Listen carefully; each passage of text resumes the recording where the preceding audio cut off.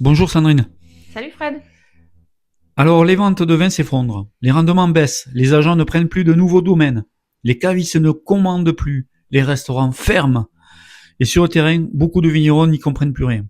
Ce qu'ils me disent, c'est je fais du bon vin, je travaille dur, mais je n'y arrive plus. Alors, que se passe-t-il?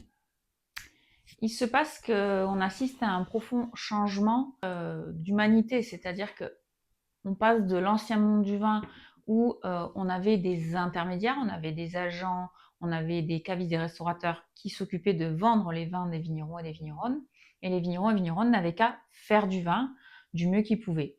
Aujourd'hui, ça a complètement changé. Pourquoi? Parce que depuis, on va dire, l'ère du Covid, les consommateurs de vin, déjà, il y en a moins. Et en plus, ils n'achètent plus du tout de la même manière. Ils ont besoin d'être pris au sérieux, qu'on les prenne pas pour des cons, d'être touchés dans leurs émotions. Ils achètent plus des étiquettes. Ils achètent des vins où le vigneron derrière a une vraie histoire, des vraies valeurs, quelque chose à dire qui les touche. Et ça change tout parce que du coup, le modèle des agents, le modèle des cavistes, le modèle des restaurateurs est en train de s'écrouler. Donc forcément, ils n'achètent plus de vin. Donc les vignerons et les vigneronnes sont complètement désemparés parce que leurs intermédiaires n'ont plus le pouvoir de les acheter. Et en même temps, on leur demande, à ces vignerons et à ces vigneronnes, d'être authentiques, de parler d'eux, ce qui est complètement nouveau parce que la génération de mes parents et un peu la mienne au départ, c'était on est bien sous tout rapport. On ne parle pas de soi, ça se fait pas. Il y a une certaine pudeur. On montre une certaine réussite. Donc on n'est plus du tout là-dedans maintenant. Aujourd'hui, on veut des gens qui disent les choses, qui incarnent qui ils sont. On n'a plus envie de voir des vignerons faire. Donc en fait, c'est un profond changement euh, d'humanité. Alors, est-ce que d'après toi, c'est une crise passagère ou un vrai changement du monde du vin? C'est une vraie mutation, mais je dirais pas que dans le monde du vin, c'est une mutation globale de l'humanité, de l'humain, parce que on est en train de passer d'une ère, on va dire, de collectif, où on travaillait pour le collectif, on travaillait pour avoir une retraite, on travaillait pour donner les vins aux agents, aux cavistes, aux restaurateurs pour qu'ils les revendent. Donc il y avait une chaîne. Aujourd'hui, on ne travaille plus pour le collectif, on travaille pour l'individu. C'est-à-dire qu'aujourd'hui, avec l'intelligence artificielle, euh, ChatGPT, il sait tout faire, il sait faire des mails, il sait répondre, il sait créer des dissertations. Ce qu'on va demander à chaque humain, c'est d'avoir une identité à soi. Donc, on demande aux gens d'être et ne plus de faire. Donc, c'est complètement différent d'avant. Donc, c'est un changement de paradigme complet où il y a des personnes où ça grince, où il y a des personnes qui sautent dedans les pieds joints et qui s'adaptent complètement. Donc, il y a une, il y a une, il y a un changement à deux vitesses. Il y en a pour qui ça sera facile et d'autres plus difficile. Et dans le monde du vin, on a vraiment ce changement entre avant, on achetait des étiquettes, des grands noms, des choses connues, nanana, et maintenant le consommateur achète des émotions, achète des valeurs, achète une authenticité, une histoire, ce qui n'a rien à voir parce que il s'identifie à ces histoires. Sandrine, toi qui es au contact quotidien avec les vignerons, qu'est-ce que tu observes cette année? Cette année, c'est vraiment une bascule, mais monumentale.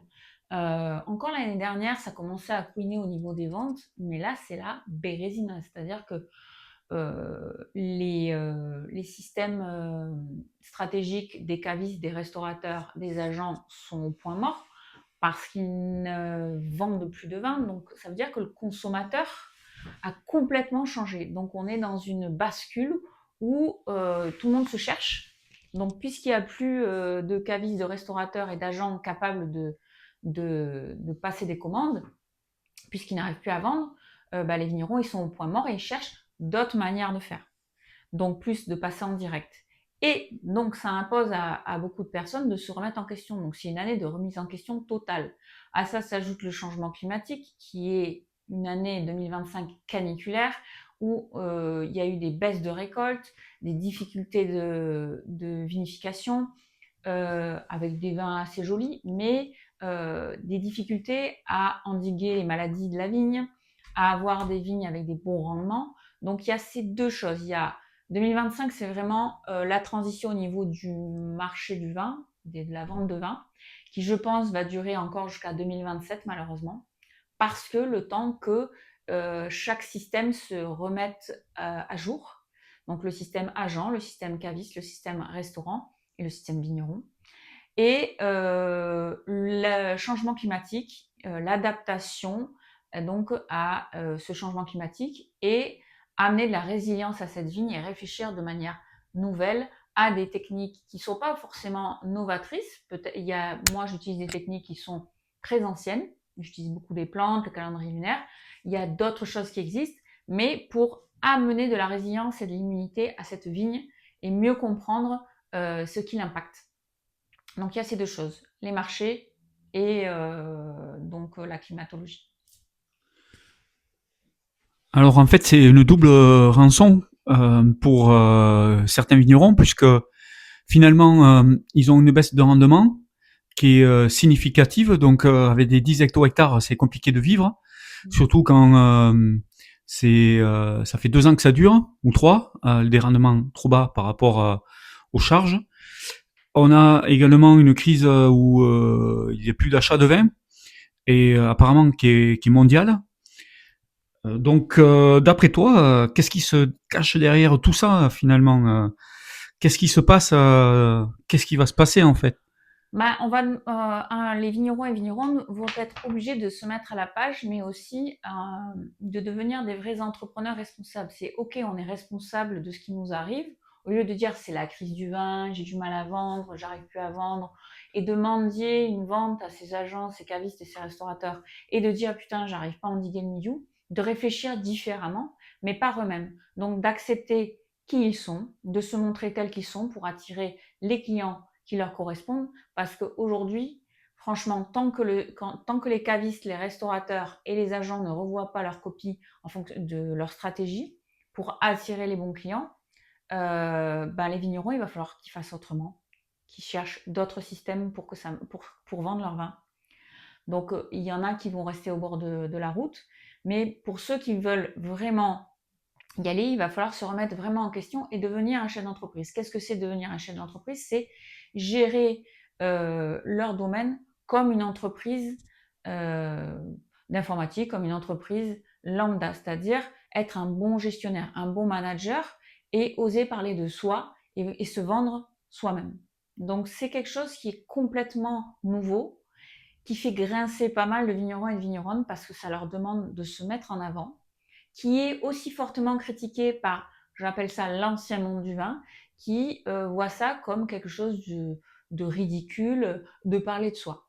Mais aujourd'hui, si tu parles pas de toi, si les gens ne te connaissent pas pour ce que tu es, ton histoire, ils t'achètent pas ton vin. Donc à un moment donné, il faut choisir.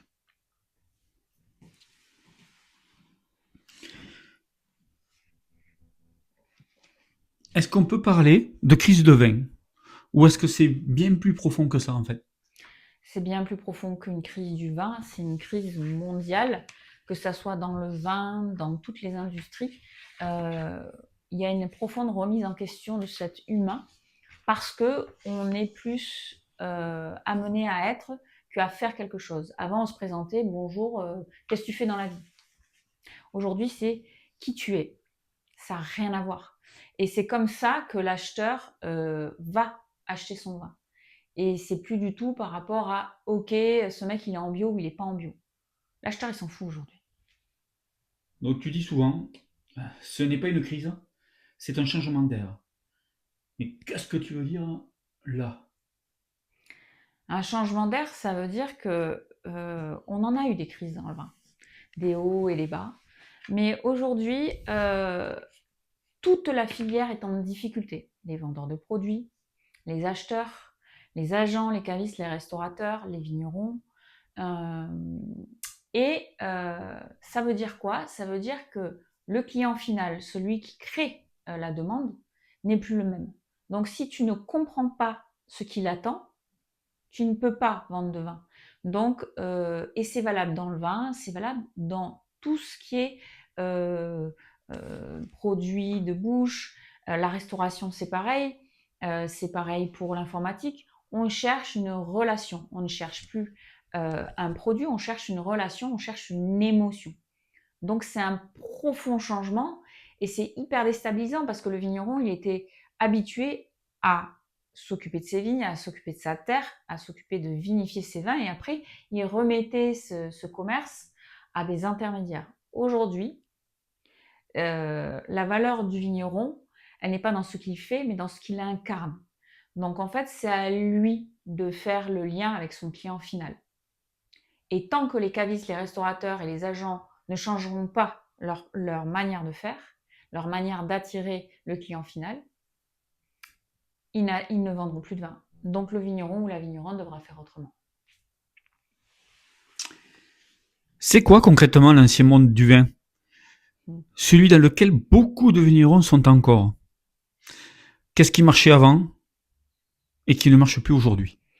Ce qui marchait avant, c'est le copinage. Ce qui marchait avant, c'est les grandes marques. Ce qui marchait avant, c'est je t'achète ça si tu me prends ça. Il y avait des arrangements et il y avait déjà plus de consommation. Et le client final, lui, il achetait des grands noms, il achetait un système, il achetait complètement différemment d'aujourd'hui. Et finalement, aujourd'hui, personne ne comprend parce que c'est arrivé tellement vite. Mais le Covid a aidé parce que le Covid a fait prendre conscience aux humains que il pouvait prendre du temps pour lui, qu'il avait des émotions, qu'il pouvait faire tout ce qu'il voulait dans la vie et qu'il n'était pas obligé de rester dans la même boîte pendant toute sa vie à se faire chier comme un rat mort et qu'il avait toutes les opportunités ouvertes à lui. Donc aujourd'hui, les gens, ils veulent du rêve, ils veulent des émotions, ils veulent être qui ils sont, ils veulent vivre leur rêve. Donc ce nouveau modèle, il ressemble à quoi? C'est quoi ces nouvelles règles de jeu là? C'est quoi? Alors ce nouveau modèle, c'est bon. Il y a le vigneron qui est le premier impacté puisque c'est lui qui cultive sa terre et qui produit ses vins. Donc lui, il va falloir qu'il s'adapte. Donc il s'adapte dans sa stratégie. Avant, c'est pas lui qui s'occupait de son commerce globalement. Donc du coup, aujourd'hui, il va falloir qu'il soit responsable de ça. Donc qu'il prenne du temps pour ça. Moi, j'appelle ça du haut rendement. On le voit dans ma formation. Booster vos ventes de vin.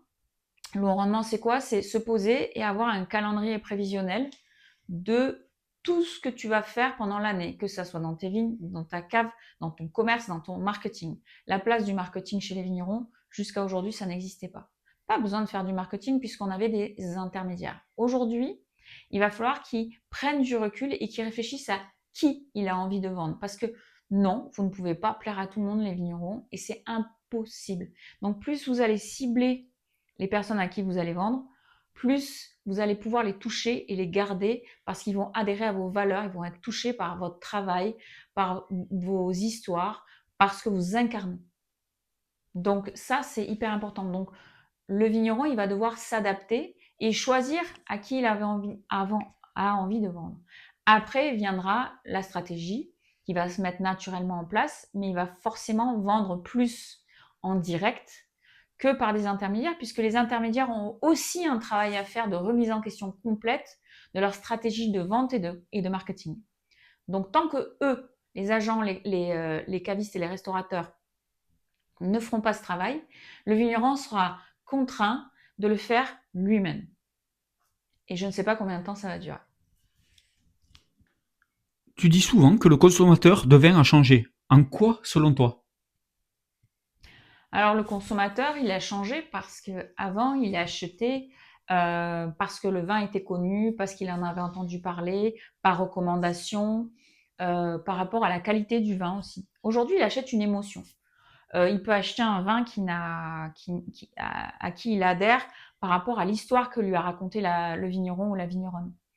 Et aujourd'hui, il y a tellement de nouveaux vignerons et vigneronnes qui ont des superbes histoires à raconter, qui sont souvent néo-vignerons, donc c'est-à-dire qu'ils ne sont pas issus du monde du vin. Et ils ont un engouement énorme parce qu'ils ont une vraie histoire et que quelque part, ils sont des raconteurs d'histoire. Et ils ont cette facilité-là et du coup, ils attirent facilement ce nouveau consommateur qui est friand d'émotions, qui est friand de vibrations, qui est friand de ne pas être pris pour un con et d'avoir l'impression de connaître le vigneron ou la vigneronne comme si c'était son pote en fait. Alors, qu'est-ce qu'il veut aujourd'hui qu'il ne voulait pas avant?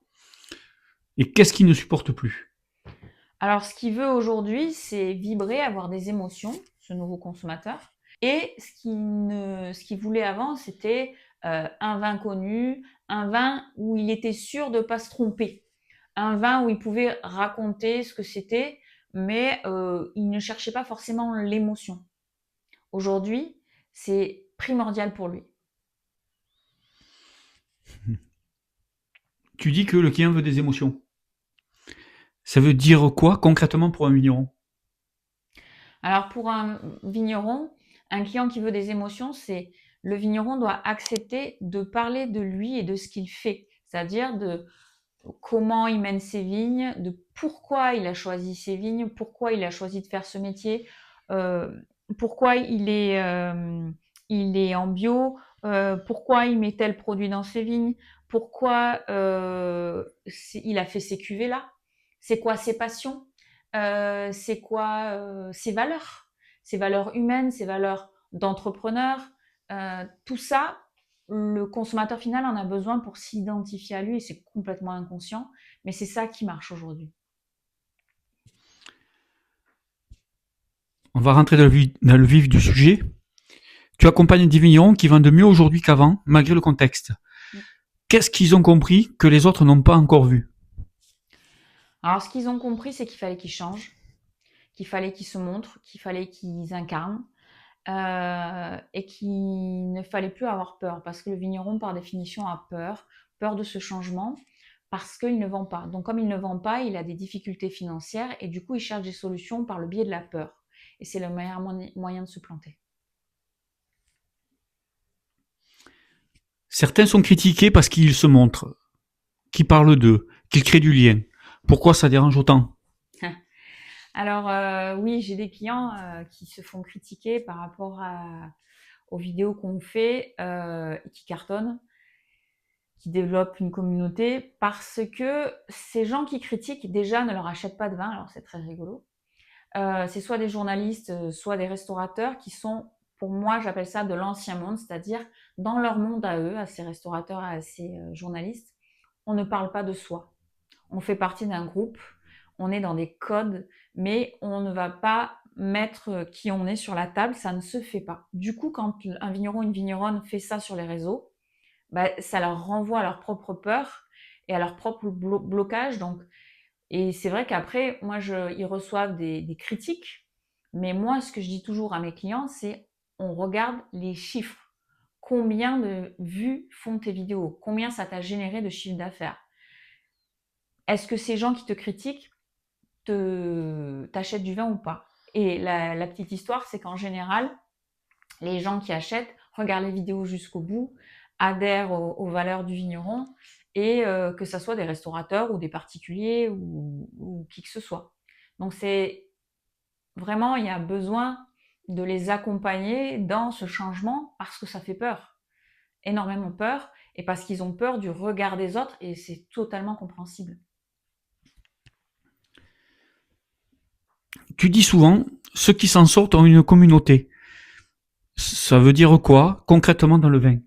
Alors aujourd'hui, la communauté, ça ne veut pas dire que tu connais tout le monde qui t'achète du vin, mais je parle des communautés sur les réseaux sociaux. Alors ça peut faire bondir beaucoup de gens, mais les gens qui adhèrent à ta communication, à ce que tu incarnes sur les réseaux sociaux, euh, s'abonnent à toi. Et ça, c'est une communauté qui va repartager tout ce que tu fais sur les réseaux et qui va toucher ton client, qui va t'acheter ton vin. Donc, ils ont une communauté qui grossit et qui est assez fidèle. Après, il y a toujours des casse-bonbons, comme on dit, mais globalement, ça suit un système assez lisible.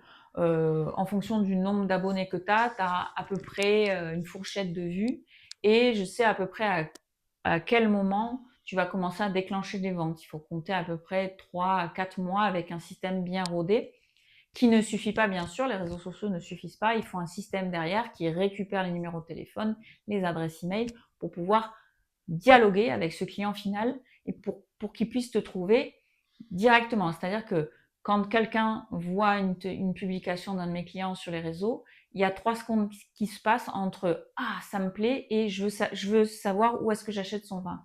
Et si ça, c'est pas bien foutu sur ton téléphone, bah, il passe à autre chose.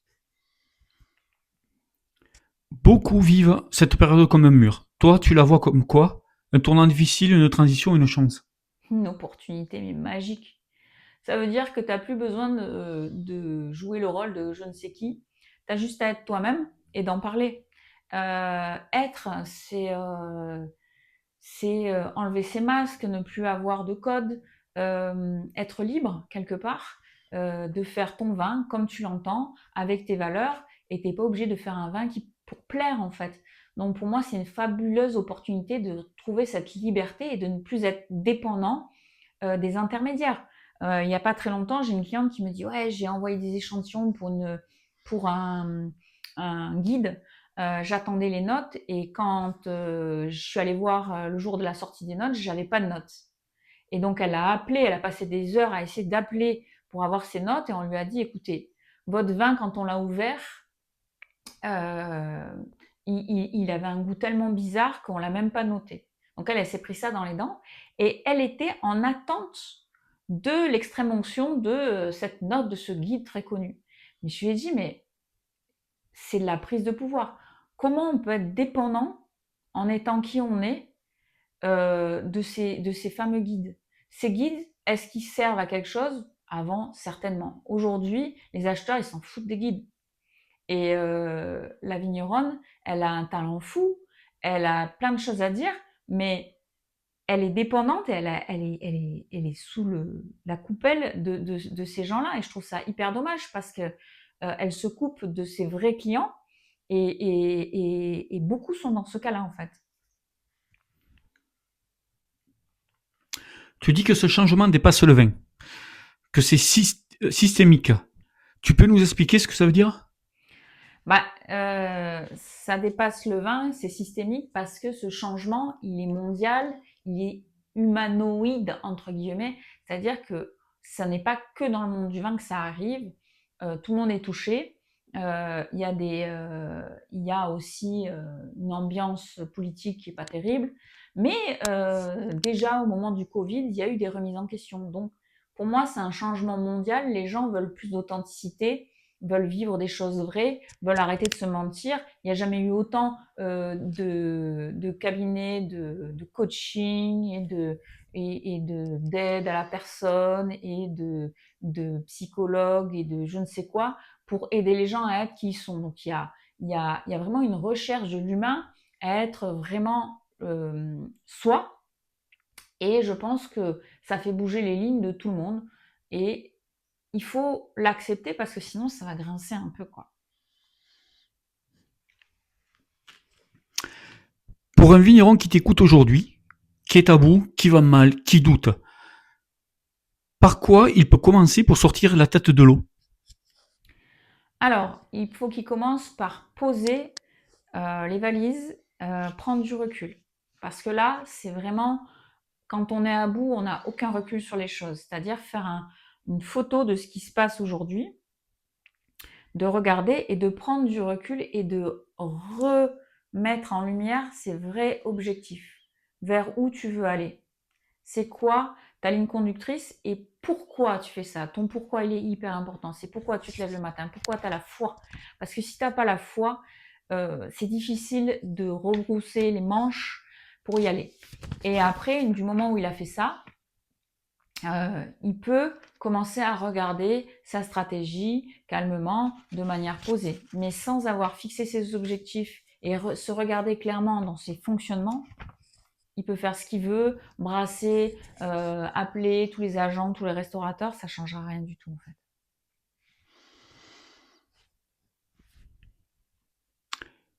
Est-ce que c'est possible de réussir dans ce nouveau monde du vin, même sans faire de vidéo ou sans changer sa nature? Alors, sans faire de vidéo, ça va prendre plus de temps. C'est-à-dire que les réseaux sociaux sont un accélérateur de notoriété et pour faire valoir ton authenticité. Après, changer ton état d'être, c'est justement retrouver qui tu es. C'est-à-dire que pendant des années, tu as joué la comédie à essayer de plaire, à essayer de faire le vin qui plaît le mieux, à coller au marché. Là, on te demande d'être juste toi-même et d'assumer qui tu es. Donc, je suis pas tout à fait d'accord dans le fait de dire de changer. C'est retrouver ton essence et assumer qui tu es vraiment, en fait.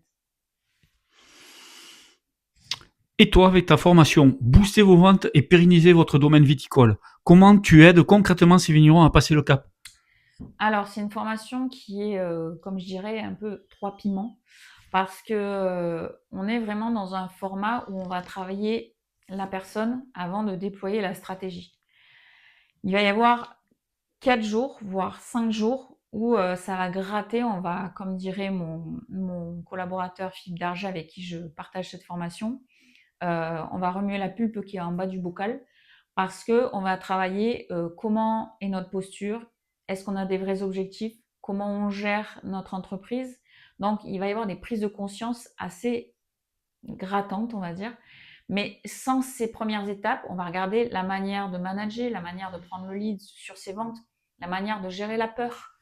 Et après, tout va dérouler. Mais pour moi, la stratégie, c'est un détail. C'est vraiment, est-ce que tu es convaincu qu'en incarnant qui tu es, encore faut-il savoir qui on est, tu vas arriver à vendre tes vins?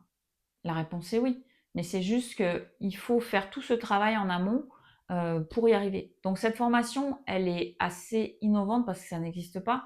Mais moi, je suis vraiment convaincue que c'est l'humain et ses convictions, ses objectifs, la foi qu'il a dans ce qu'il fait, son pourquoi, qui fait qu'il va créer, donc là pour le vigneron, le business exactement qui lui ressemble, avec une stratégie qui est complètement alignée sur ce qu'il incarne.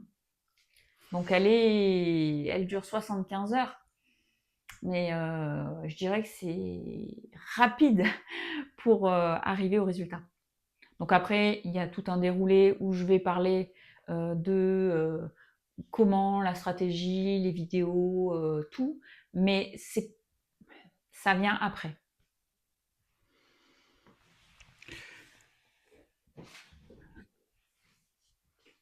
Le monde viticole est vieillissant aujourd'hui et tu proposes des formations où les réseaux sociaux sont des accélérateurs.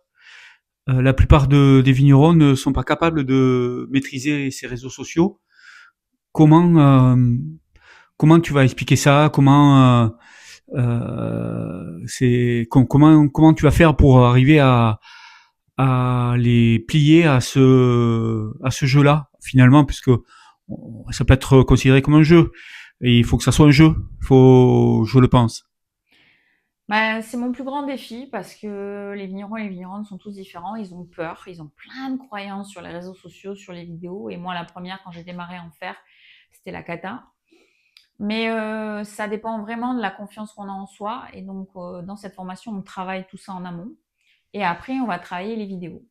Après, je suis consciente que chacun a des dons et des faiblesses et on n'est pas tous doués pour faire des vidéos.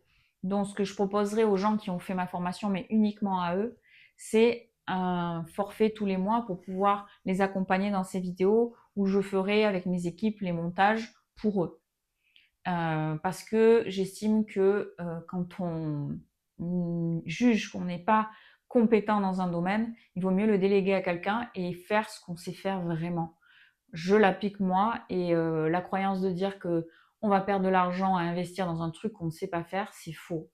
C'est investir de l'argent dans quelque chose qu'on ne sait pas faire, c'est gagner du temps et optimiser son entreprise. C'est pour le bien-être de l'entreprise.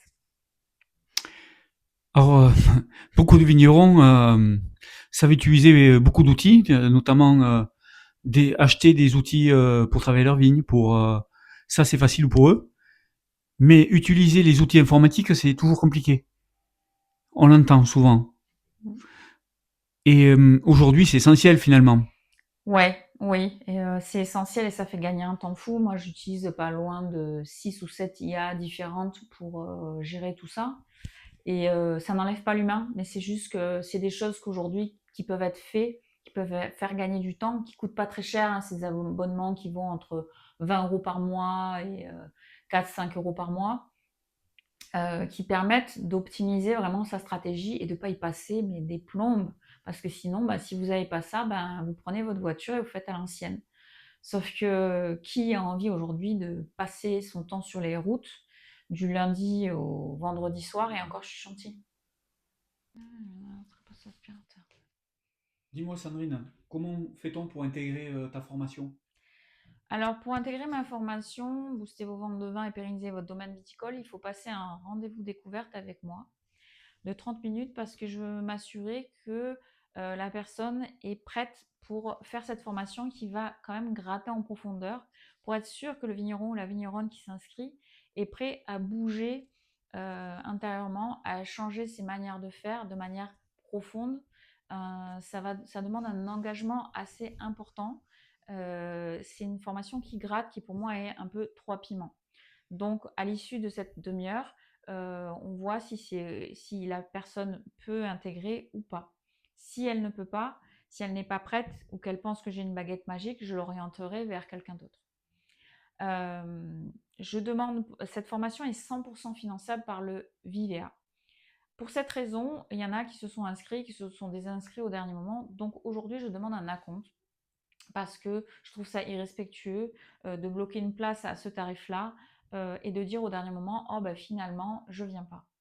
Je veux des gens engagés. Donc la prochaine session, elle démarre le 18 et le 19 décembre.